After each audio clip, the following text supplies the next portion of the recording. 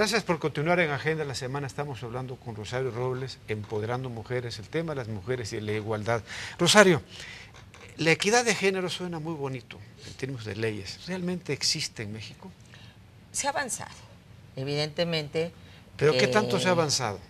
Pues ha habido una lucha muy importante que hemos dado las mujeres mexicanas por estar ahí donde se toman las decisiones, por luchar. Pero eso incluye, por ejemplo, las mujeres migrantes, a las obreras, a las madres solteras, a las profesoras que trabajan ahí. Hay leyes y hay políticas públicas que antes no existían en este país y que hoy existen.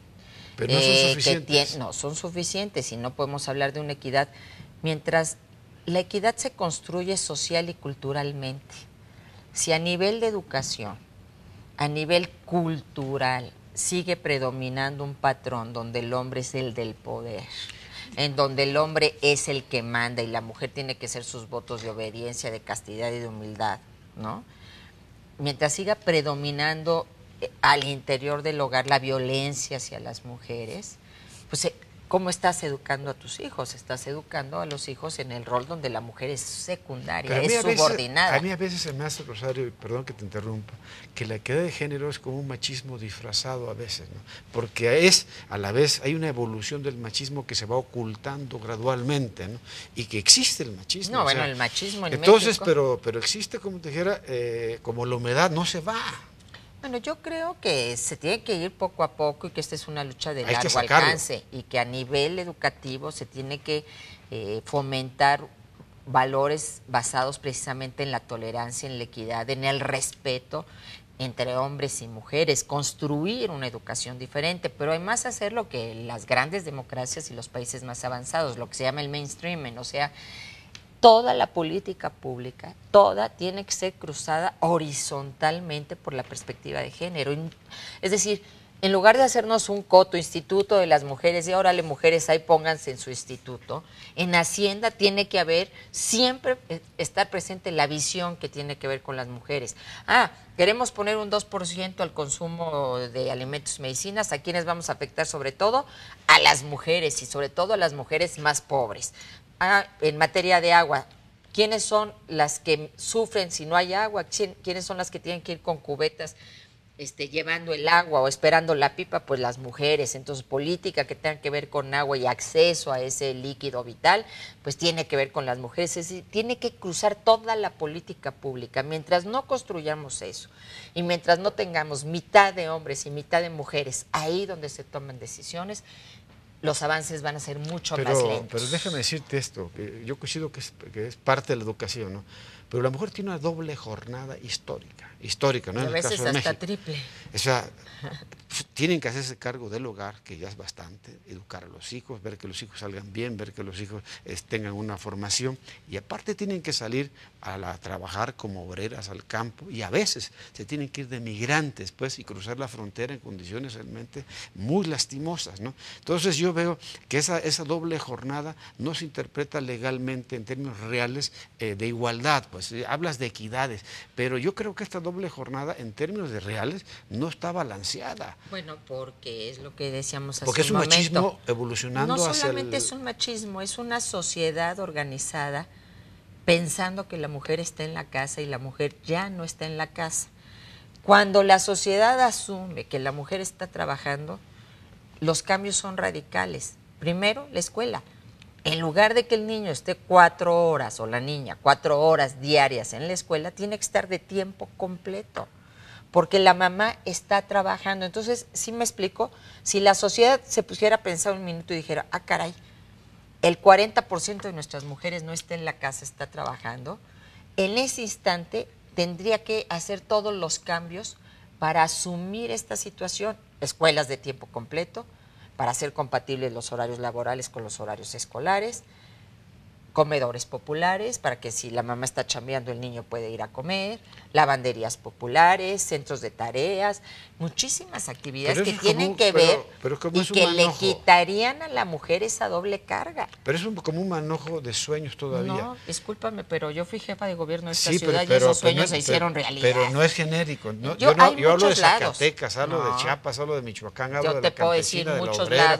Entonces, eso se me hace, como te dijera, que es lo ideal, pero no es la generalidad, Rosario. No es la generalidad porque tenemos... Porque incluso la violencia intrafamiliar, a las que golpean son a las mujeres. Claro. Y el macho va y ejerce la violencia intrafamiliar y golpea a las mujeres. No es una generalidad porque quienes están tomando las decisiones son hombres.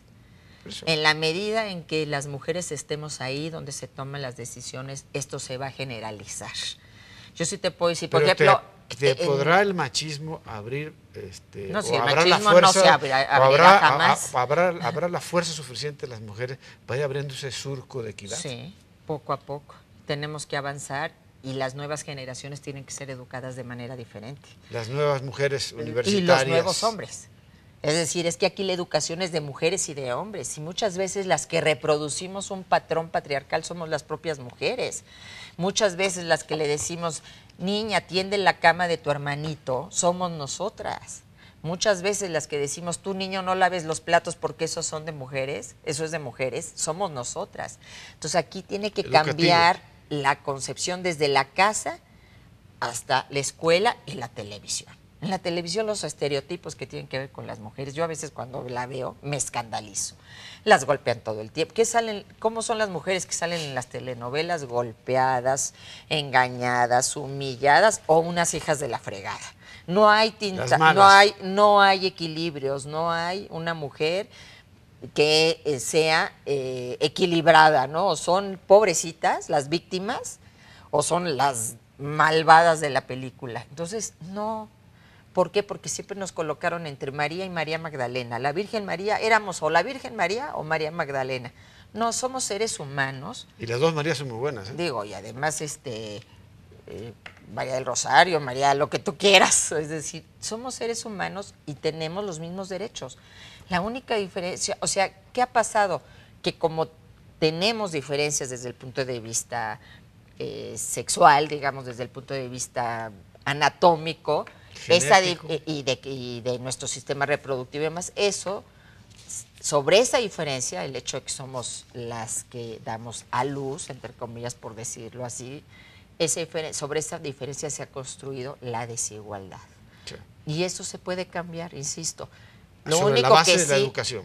Educación, tanto cultura, del hombre como de la mujer. Acceso de las mujeres a los puestos donde se toman decisiones y evidentemente políticas públicas con una perspectiva de género. Pero déjame tocarte un tema que además vas a coincidir conmigo. En esta educación del hombre y de la mujer, yo creo que incluye también, aparte de los medios de comunicación de toda la sociedad. Claro. Hemos visto en la historia de los últimos 10 años, o 12 años, historias de infidelidades de hombres. Clinton, Berlusconi, el gobernador de Carolina del Norte, y esos, por ejemplo, agarran y piden perdón. Dicen, oiga, pues me fui de vacaciones unos días y piden perdón, y automáticamente los medios y la sociedad los juzga y los perdona. Si esto ocurriera en el escenario de una mujer, entonces sería prácticamente como la guillotina, pues, que te corta la cabeza.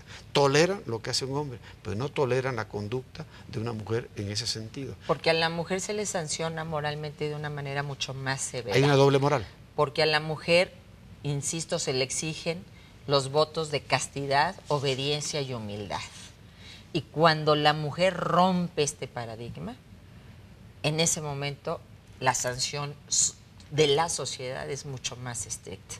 ¿Por qué? Porque la mujer subvierte todo el paradigma sobre el que se ha construido una sociedad. Por ejemplo, cuando yo era jefa de gobierno, había señoras que se acercaban y me decían, desde que usted está, no permito que mi marido me grite, porque empoderas.